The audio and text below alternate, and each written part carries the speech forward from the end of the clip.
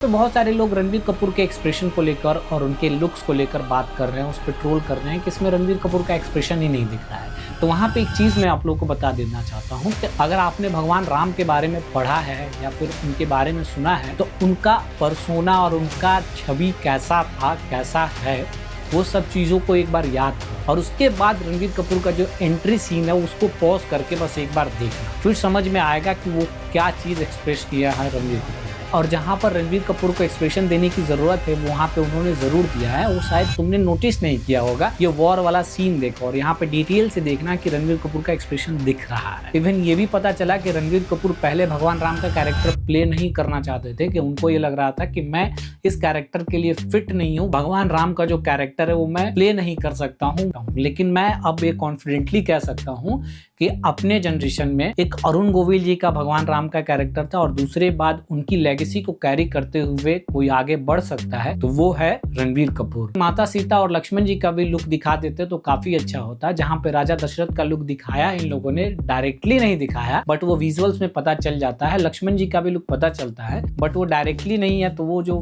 Feel होना चाहिए जिस तरह से कैरेक्टर फोकस्ड करके इन लोगों ने अपलोड किया इस टीजर को, रामा को। इवन मुझे ऐसा लगता है कि इसको कैरेक्टर वाइज टीजर ये लोग डालने वाले हैं। जैसे अभी भगवान राम पे आया, उसके बाद लक्ष्मण जी पे आएगा, फिर माता सीता पर आएगा, उसके बाद हनुमान जी पे आएगा, रावण पे आएगा। तो हो सकता है कि ऐसे प्लानिंग हो इनकी मार्केटिंग की। रावण का पुष्पक विमान जैसा हमने पढ़ा है वैसा नहीं है, बट इसमें जो पुष्पक विमान दिखाया गया है वो अच्छा लगा और ऐसा नहीं लगा कि चमगादड़ पर रावण को बैठा दिया गया है, उससे तो काफी बेटर लगा। और जो मैंने सुना है कि रावण का जो पुष्पक विमान था वो एक हवेली जैसा था। अगर डिटेल से देखोगे तो तुम्हें वैसा ही ये लगेगा। बाय द वे ये पुष्पक विमान मुझे अच्छा लगा, तुम्हें कैसा लगा कमेंट में जरूर बताना। इन लोगों ने रामा टीजर जो ड्रॉप किया है उसमें सबसे ज्यादा इन लोगों ने वाइड एंगल यूज किया है और वाइड एंगल में जो CGI और VFX वाला पार्ट है वो थोड़ा बहुत मतलब कि अनकम्प्लीट दिख रहा है। लेकिन जो नाइट वाला विजुअल्स है जहाँ पे भगवान राम वनवास के लिए निकल रहे हैं और वहाँ पे प्रजा उनको देख रही है, भावुक हो रही है, वो सीन देखना